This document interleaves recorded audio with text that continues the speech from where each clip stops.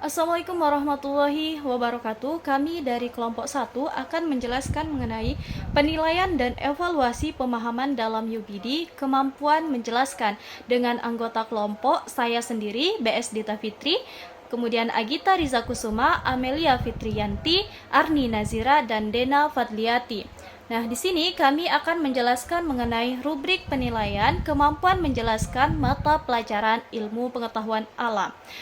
Terdapat 5 aspek menjelaskan, di antaranya yang pertama, akurat, artinya peserta didik mampu menjelaskan sesuatu yang disampaikan secara tepat, benar, teliti, seksama, dan cermat. Sementara yang kedua yaitu koheren, artinya peserta didik mampu menjelaskan sesuatu yang disampaikan mengandung makna yang berkesinambungan dan saling melengkapi. Selanjutnya yang ketiga yaitu dibenarkan, artinya peserta didik mampu menjelaskan sesuatu yang disampaikan dan dapat dipertanggungjawabkan kebenarannya dan dapat dipercaya. Yang keempat yaitu sistematis, artinya peserta didik mampu menjelaskan sesuatu yang disampaikan secara tersusun. Yang terakhir yaitu terdapat prediktif, artinya peserta didik mampu menjelaskan sesuatu dengan mengedepankan pemikiran Hodge atau Higher Order Thinking Skills dan mampu memprediksi tren terbaik di masa depan melalui data yang ada di masa lalu. Selanjutnya yaitu rubrik akurat. Nah, rubrik akurat ini terdapat 3 skor apabila peserta didik mampu memberikan penjelasan yang akurat, tepat, dan sesuai dengan tujuan pembelajaran. Kemudian skor 2 diberikan ketika peserta didik memberikan penjelasan yang kurang akurat, tepat, dan kurang sesuai dengan tujuan pembelajaran. Selanjutnya skor pertama diberikan ketika peserta didik mampu memberikan penjelasan yang agak berbeda dan kurang sesuai dengan tujuan pembelajaran.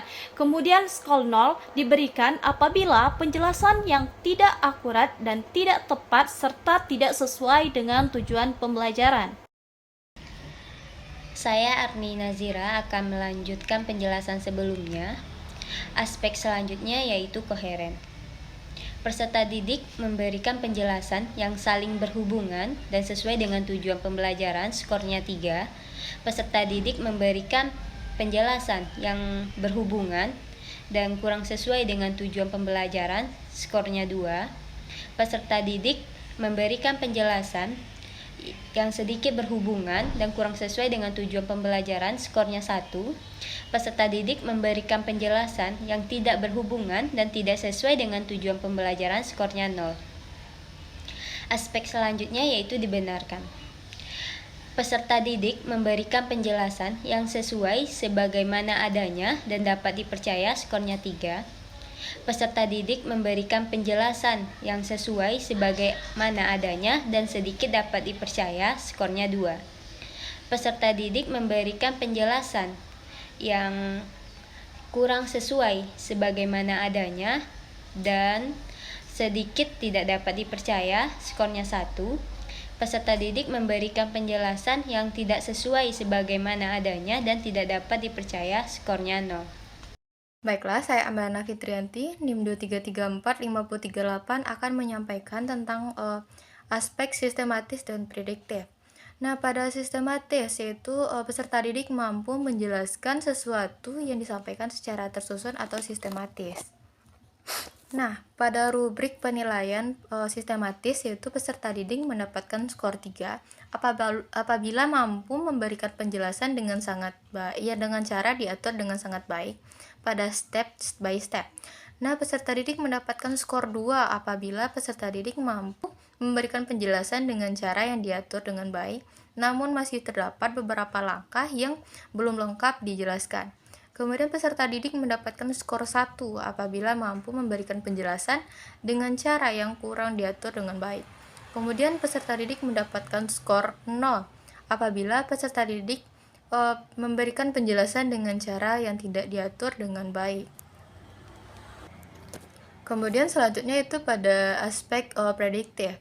Prediktif artinya peserta didik mampu menjelaskan sesuatu dengan mendepankan pemikiran Hodge atau Higher Order Thinking Skills dan mampu memprediksi tren terbaik di masa depan melalui data di masa lalu.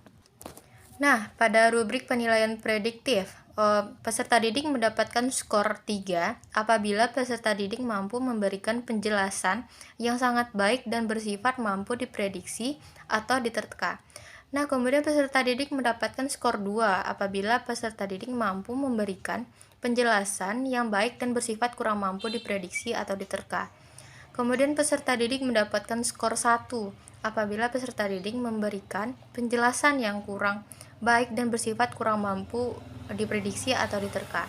Kemudian peserta didik mendapatkan skor 0 apabila peserta didik tidak mampu memberikan penjelasan dan bersifat tidak bisa diprediksi.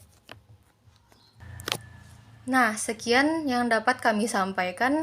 Salah dan maaf kami mohon maaf. Assalamualaikum warahmatullahi wabarakatuh.